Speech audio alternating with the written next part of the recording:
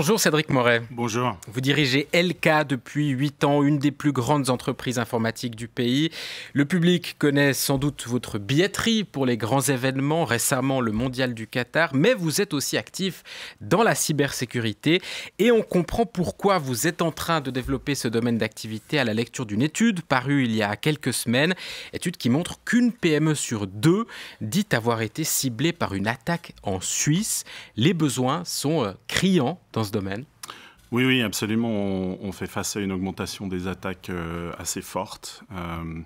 C'est dû à un certain nombre de critères. Les surfaces d'exposition ont augmenté très fortement, notamment après le Covid, puisque beaucoup de sociétés ont passé sur le cloud. Donc c'est plus de surfaces d'attaque possibles. On a du télétravail, donc plus de gens en réseau. Aujourd'hui, en fait, si vous voyez bien, vous êtes sur le même réseau. La personne en télétravail à la maison est sur le même réseau que le micro-ondes, que son enfant qui fait du gaming. Donc ça augmente très sérieusement les risques. Quels sont ces risques, justement? Que risquent concrètement des entreprises aujourd'hui si elles se font attaquer? Alors une entreprise, clairement, elle peut se faire voler ses données. Ça, c'est le stade numéro 1, entre guillemets. Elle peut se faire paralyser ses données ou ses systèmes. Typiquement, vous pouvez vous retrouver avec une entreprise qui a son système de production qui est paralysé. Donc, combien de temps une entreprise avec un système de production paralysé peut rester en activité? On a malheureusement vu pas mal de faillites récemment dues à ce genre de situation. Des faillites dues à des cyberattaques? Ah oui, concrètement. Vous voyez, même récemment, on a vu même des coiffeurs qui avaient perdu tout leur dossier de clientèle, qui ne savaient plus quels étaient les rendez-vous, qui ne pouvaient plus facturer. Donc, au bout de quelques semaines, vous êtes vite dans des problèmes. Donc, c'est assez sévère. Et puis, le niveau le plus ultime, c'est la prise de contrôle de vos opérations. Il y a quelques années, on a vu des hackers prendre le contrôle des systèmes de distribution d'eau en Floride et puis demander une rançon pour continuer à distribuer l'eau ou l'arrêter, ou alors avoir un système de qualité d'eau défaillant.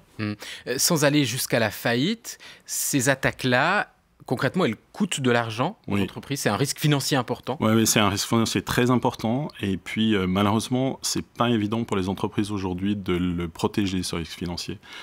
Pour plein de raisons. La première, c'est que pendant longtemps, ça a coûté très cher de se défendre. Alors, heureusement, aujourd'hui, il y a des systèmes de mutualisation qui permettent aussi à des PME de pouvoir se défendre et d'avoir accès à des systèmes de défense que seulement les grandes entreprises pouvaient utiliser dans le passé. Mais elles peuvent aussi, elles ont de la difficulté à s'assurer. On voit aujourd'hui qu'à peu près 90% des dommages causés par la cybersécurité ne sont pas assurés. Là, il y a vraiment besoin d'un partenariat public-privé pour permettre aux assurances d'offrir des assurances qui permettent vraiment de défendre les entreprises. Vous militez chez LK pour une Suisse numériquement souveraine. Ça veut dire quoi, ça ? Je pense qu'on ne se rend pas tout à fait compte du risque pour la Confédération et pour le pays. On a vécu des années où on avait une lutte pour un pouvoir militaire et un pouvoir économique. Aujourd'hui, cette lutte, elle se déplace dans le numérique.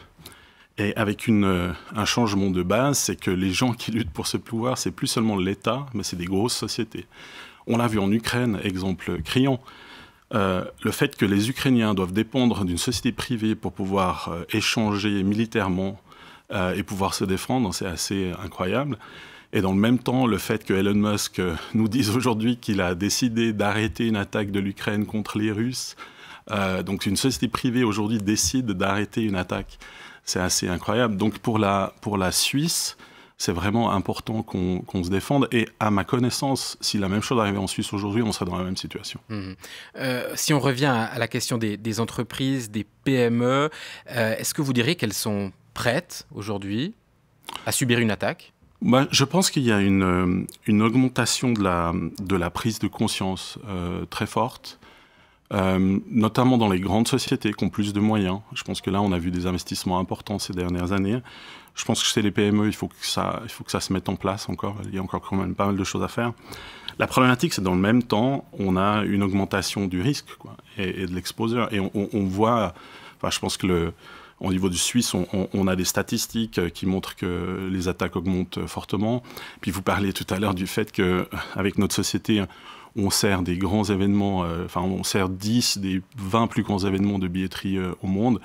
Et on le voit d'un événement à l'autre, le nombre d'attaques augmente de manière phénoménale. Vous-même, Elka, vous avez subi des attaques? On a des attaques tous les jours. Régulièrement, absolument. Mais on a fait ce qu'il fallait pour essayer de monter et de réduire le risque le plus possible. Mais il faut rester très humble en la matière. C'est pour ça que je pense qu'il ne faut pas mettre au pilori les gens qui sont attaqués. C'est très difficile de se défendre.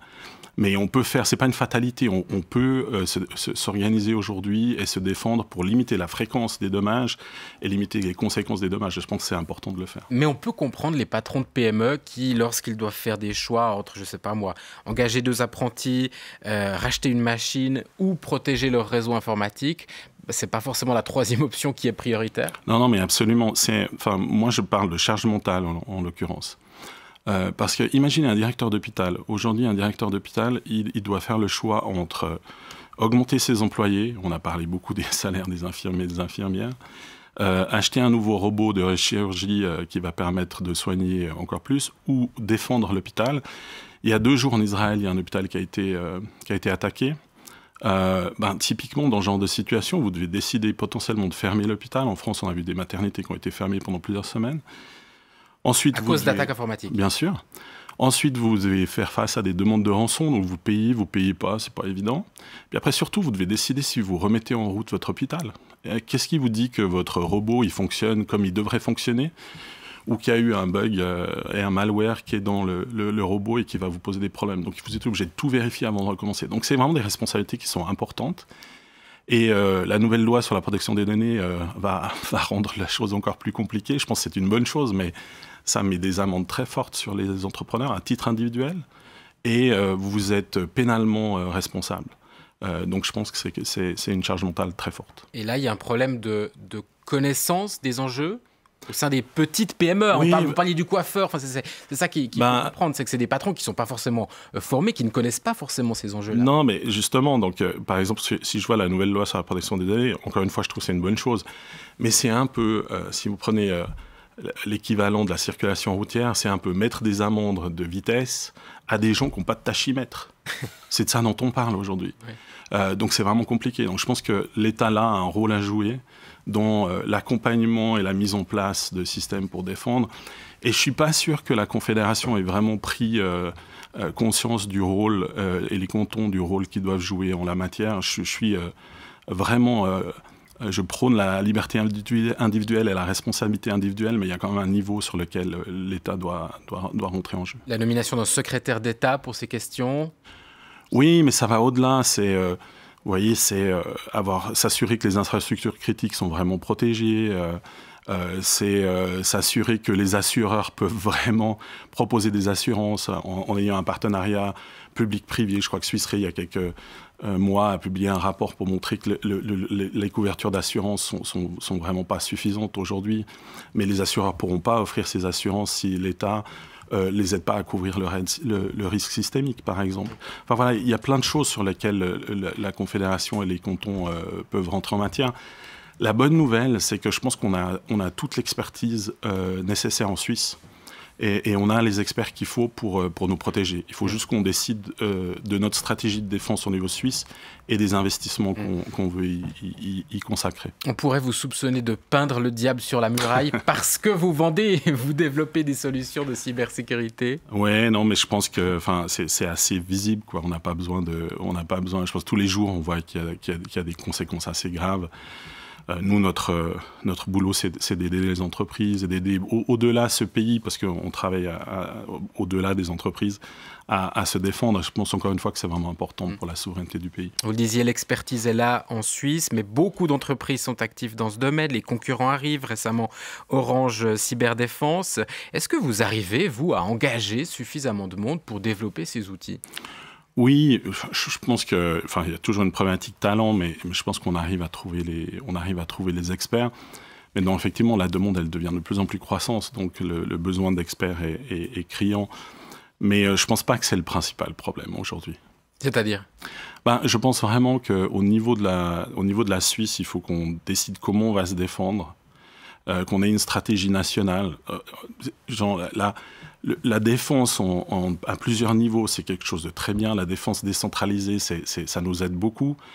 Mais il faut qu'il y ait une vision nationale de la façon dont on va défendre le pays. Et là, le fédéralisme n'aide pas vraiment parce que c'est difficile de mettre tous les gens autour de la table et de les faire s'aligner sur une vue. Mais je pense que ça, c'est vraiment critique. Qu'est-ce qu'il faudrait concrètement? Une infrastructure informatique nationale, un cloud national pour les entreprises critiques? Dans certains secteurs, oui. Alors, clairement, un cloud souverain, ça pourrait aider. Mais encore une fois, juste une direction, de manière à ce que tous les cantons tirent dans la même direction, la Confédération et les entreprises privées, pour qu'on travaille en collaboration dans la même direction. Et puis aussi favoriser l'éclosion d'un écosystème de la cyberdéfense en Suisse. Je pense que c'est bien qu'il y ait beaucoup de sociétés locales qui soient fortement impliqués dans la région. Plus on sera fort, plus il y aura des sociétés locales qui travailleront dans le secteur, mieux ce sera. Développer l'innovation, une stratégie nationale et une sensibilisation aussi des patrons, des employés à une forme d'hygiène informatique. Oui, absolument. Mais encore une fois, c'est bien beau de leur expliquer comment il faut faire, mais il faut aussi les aider à leur donner les outils pour se défendre. Donc la prévention, oui, c'est bien, absolument. On parle d'outils, justement. Peut-être que le grand public ne comprend pas très bien. Qu'est-ce qu'on entend par protéger son entreprise contre une cyberattaque? C'est plusieurs choses. C'est par exemple faire des campagnes au sein de vos employés pour s'assurer qu'ils apprennent ce que c'est que l'hameçonnage et qu'ils soient rendus un peu plus attentifs. Chaque fois qu'on a des campagnes de ce style dans les sociétés, on se rend compte qu'il y a une grande partie de la population qui, entre guillemets, se fait avoir parce que c'est devenu très, très sophistiqué. Surtout avec l'intelligence artificielle qui maintenant est capable de vous présenter quelque chose qui semble très, très réel, quoi. Donc vous cliquez facilement. Ça, c'est une première chose. Mais la bonne nouvelle, c'est que plus vous avez ces campagnes, plus vous vous rendez compte que les gens sont de plus en plus conscients et il y a moins de risques. Ça, c'est une option.